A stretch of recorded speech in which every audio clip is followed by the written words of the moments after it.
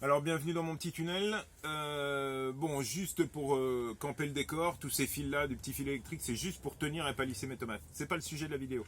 La vidéo aujourd'hui, c'est la pollinisation de tomates sous couvert, sous tunnel.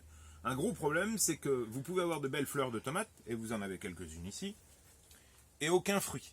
D'accord? Pourquoi? Parce que la tomate se fait féconder, se fait polliniser par des insectes, de nombreux insectes, et donc il faut les attirer. Alors quand c'est dehors, il n'y a aucun problème, mais quand c'est dedans et que l'atmosphère est un peu fermée, ils ont du mal à rentrer. Donc moi, un conseil, déjà dans vos tunnels, moi j'ai choisi des tunnels avec des ouvertures latérales. Vous voyez que sur les côtés, j'ai déjà des ouvertures. Et puis surtout, deuxième élément, vous voyez mes tomates, j'ai tendance à tailler et à enlever de nombreuses feuilles. D'accord? Pour pas que ce soit un fouillis, parce que sinon, forcément, les insectes qui pollinisent ont du mal à trouver les fleurs à féconder. Donc je répète, je peux tout à fait là avoir une belle fécondation des fleurs et donc des beaux fruits, mais il faut faire attention à quelques détails.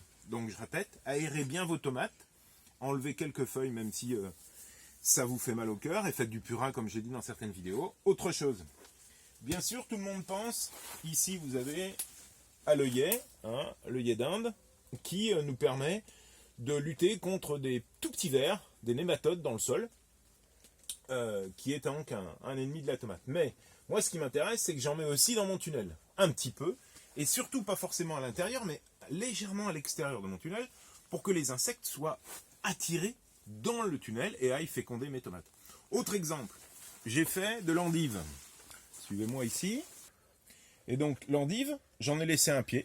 Une endive en fleurs, c'est exceptionnel, d'un super bleu. Vous voyez, je vais récupérer de la graine, mais moi, ce qui m'intéresse aussi, c'est qu'elle va permettre de m'attirer des insectes pollinisateurs dans mon tunnel. D'accord? Et ça va servir à mes tomates, ce qu'on appelle des plantes relais. On se retrouve plutôt à l'extérieur et je vous montre encore comment je peux attirer mes insectes dans mon tunnel pour féconder mes tomates.